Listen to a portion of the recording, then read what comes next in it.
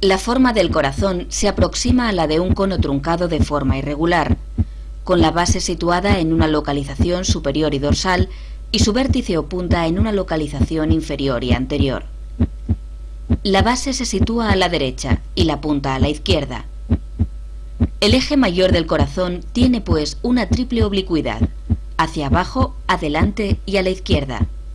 En el corazón se distinguen externamente dos caras, la cara anterior o esternocostal y la cara posterior o diafragmática. El denominado borde agudo del corazón separa ambas caras nítidamente por su lado derecho.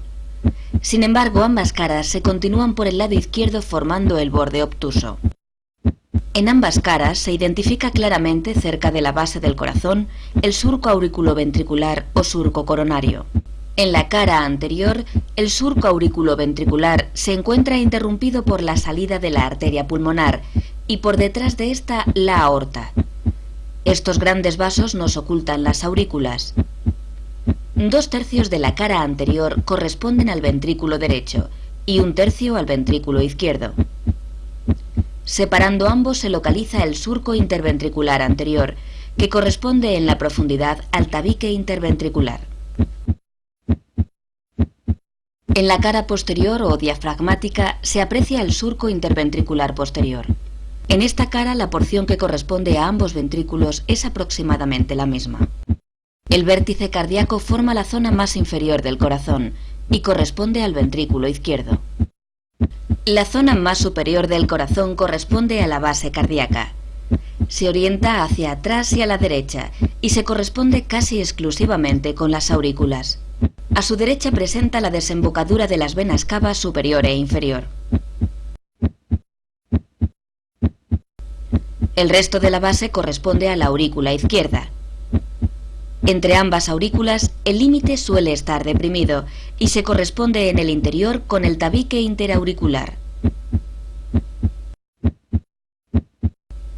En la aurícula izquierda se aprecian 4 orificios, 2 derechos y 2 izquierdos, que son la desembocadura de las venas pulmonares. Entre ellas, la aurícula izquierda es lisa y tiene íntimas relaciones con el esófago. La cruz del corazón se refiere al área posterobasal, donde el surco coronario confluye con el surco interventricular posterior. Internamente, este punto se corresponde con la unión del tabique interauricular e interventricular.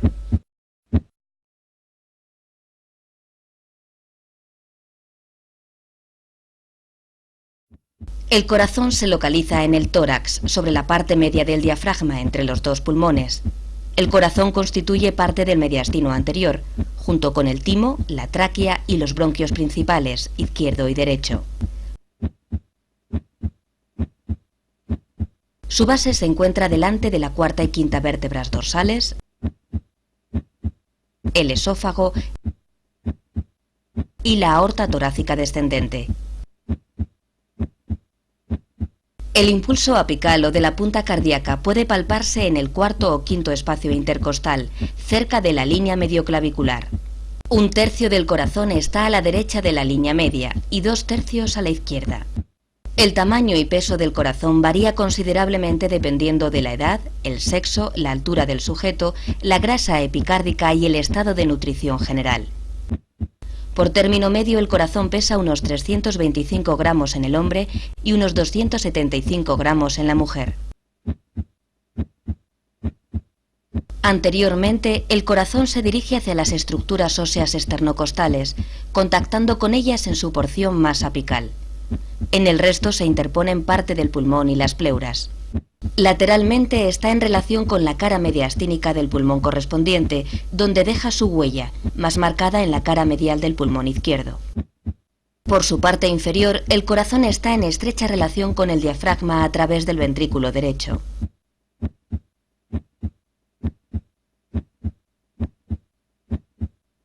Posteriormente, la base cardíaca establece una estrecha e importante relación con el esófago. Este discurre entre la desembocadura de las venas pulmonares derechas e izquierdas. Esta proximidad facilita la exploración cardíaca transesofágica, empleando sondas ultrasónicas específicamente diseñadas para este fin.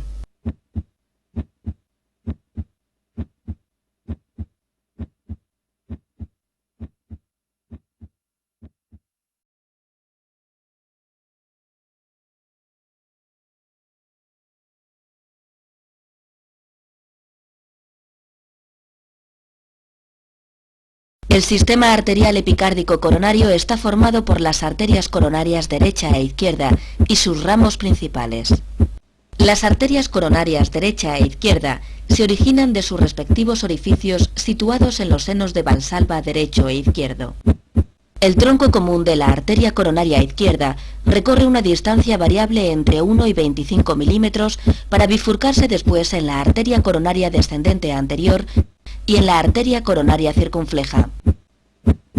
La arteria descendente anterior se distribuye por el surco interventricular anterior dirigiéndose hacia la punta del corazón.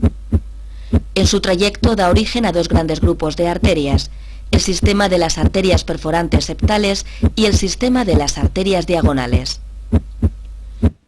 Como resultado de esta segmentación, la arteria descendente anterior será responsable de la irrigación del miocardio ventricular izquierdo anterolateral, apical, septal medio y anterior. La arteria circunfleja se distribuye por el surco auriculoventricular hacia la izquierda y hacia atrás. A lo largo de su trayecto da origen al sistema de arterias obtusas marginales y posterolaterales. Estas arterias se distribuyen perpendicularmente a la arteria circunfleja a lo largo del borde obtuso del corazón, su cara lateral y su cara posterior, hasta cerca del surco interventricular posterior. La arteria circunfleja será responsable de la irrigación de la cara lateral del ventrículo izquierdo y en mayor o menor importancia de su cara posterior, dependiendo del desarrollo de los ramos posterolaterales derechos y del origen de la arteria descendente posterior. La arteria coronaria derecha discurre por el surco interventricular en dirección posterior y hacia la derecha, originando a pocos centímetros de su trayecto la arteria del cono que irriga la porción más distal del infundíbulo ventricular derecho y la salida de la arteria pulmonar. Aproximadamente en el inicio del tercio medio del trayecto de la arteria coronaria derecha se origina la arteria marginal aguda, que distribuyéndose por el margen agudo del corazón es responsable de la irrigación del ventrículo derecho. Al alcanzar la cruz cardíaca, la arteria coronaria derecha se suele ramificar en la arteria descendente posterior y en los ramos posterolaterales derechos, estos últimos en número variable y de mayor o menor desarrollo. La arteria descendente posterior se distribuye por el surco interventricular posterior en dirección cráneo-caudal buscando la punta del corazón y originando el sistema de las arterias descendentes posteriores, responsables de la irrigación del tercio más posterior del tabique interventricular. La arteria coronaria derecha es responsable de la irrigación del miocardio ventricular derecho, miocardio ventricular izquierdo posterior y septal posterior. A través de la arteria del nodo sinusal y de la arteria del nodo auriculoventricular, la arteria coronaria derecha irriga elementos fundamentales del origen y conducción del impulso eléctrico. En un 50% de los casos, la arteria del nodo sinusal se origina de la arteria circunfleja. Se reconocen en el corazón tres grandes sistemas de drenaje venoso: el seno coronario y sus venas tributarias, las venas ventriculares anteriores derechas y las venas de Tevesio. El seno coronario se localiza en el surco auriculointerventricular posterior, cerca de la cruz del corazón. En él fluye la sangre venosa procedente de la gran vena cardíaca, de la vena cardíaca media, de la pequeña vena cardíaca, de las venas posteriores del ventrículo izquierdo y de la vena oblicua auricular izquierda o vena de Marshall. El seno coronario recoge predominantemente la sangre procedente del ventrículo izquierdo, drenándola en la aurícula derecha cerca de la desembocadura de la vena cava inferior. La vena interventricular anterior discurre por el surco interventricular anterior, ascendiendo paralela al trayecto de la arteria coronaria descendente anterior. Al alcanzar el surco auriculoventricular, tuerce a la izquierda y se dirige posteriormente por el surco, recibiendo en este punto el nombre de gran vena cardíaca. Existen de 2 a 4 venas anteriores cardíacas que drenan el miocardio ventricular derecho anterior.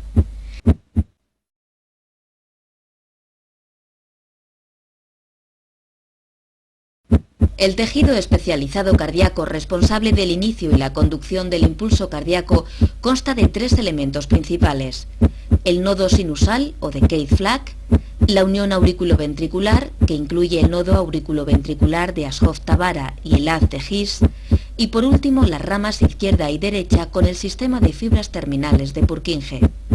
El nodo sinusal es una masa ovalada de 1 a 2 centímetros de largo y medio centímetro de ancho. Se localiza a nivel subepicárdico en la unión de la vena cava superior y la aurícula derecha. Posee una función predominante en la formación del impulso cardíaco. Sus células especializadas se despolarizan espontáneamente y a una frecuencia superior a lo que lo hacen otras células dotadas de automatismo y localizadas en porciones más inferiores del sistema de conducción. Los tractos intraatriales específicos para la conducción del impulso desde el nodo sinusal hasta el nodo auriculoventricular son 3. El tracto anterior o de Bachmann, el tracto medio o de Beckenbach y el tracto posterior o de Thorel. El tracto anterior dirige los impulsos desde la aurícula derecha hacia la aurícula izquierda. En la unión auriculoventricular se distinguen dos grandes elementos, el nodo auriculoventricular de Ashov-Thabara y el haz de His. El nodo auriculoventricular de Ashov-Thabara está situado a nivel epicárdico, en la base de la aurícula derecha, en el centro del área delimitada posteriormente por la desembocadura del seno coronario y anteriormente por la inserción del velo septal de la válvula tricúspide. Es una pequeña estructura ovoidea de unos 3 a 5 milímetros. Sus células especializadas son las responsables del retardo del impulso formado en el nodo sinusal antes de alcanzar los ventrículos. El haz de His es la continuación de la porción distal del nodo auriculoventricular. Es una estructura con forma de cordón de unos 2 centímetros de longitud y unos 4 milímetros de diámetro. Desde su origen en el nodo auriculoventricular, el haz de His recorre una pequeña distancia antes de penetrar en el cuerpo fibroso central y alcanzar el septo membranoso. Unos milímetros más allá, en la unión del septo interventricular membranoso y del septo interventricular muscular, finaliza su recorrido bifurcándose en las ramas izquierda y derecha. En su parte más inferior, el haz de His se bifurca constituyendo las ramas izquierda y derecha. Estas ramas comienzan su recorrido en la cresta del septo interventricular muscular. A unos pocos milímetros de su inicio, la rama izquierda se subdivide en un delgado fascículo anterosuperior y en un grueso fascículo posterior-inferior. La rama derecha es continuación directa del haz de His y discurre por el lado derecho del septo interventricular hasta alcanzar, sin ramificarse, la punta del corazón. La red terminal de Purkinje conecta la porción distal de las ramas y fascículos de conducción, formando una maraña de fibras que se distribuye por el subendocardio de ambos ventrículos.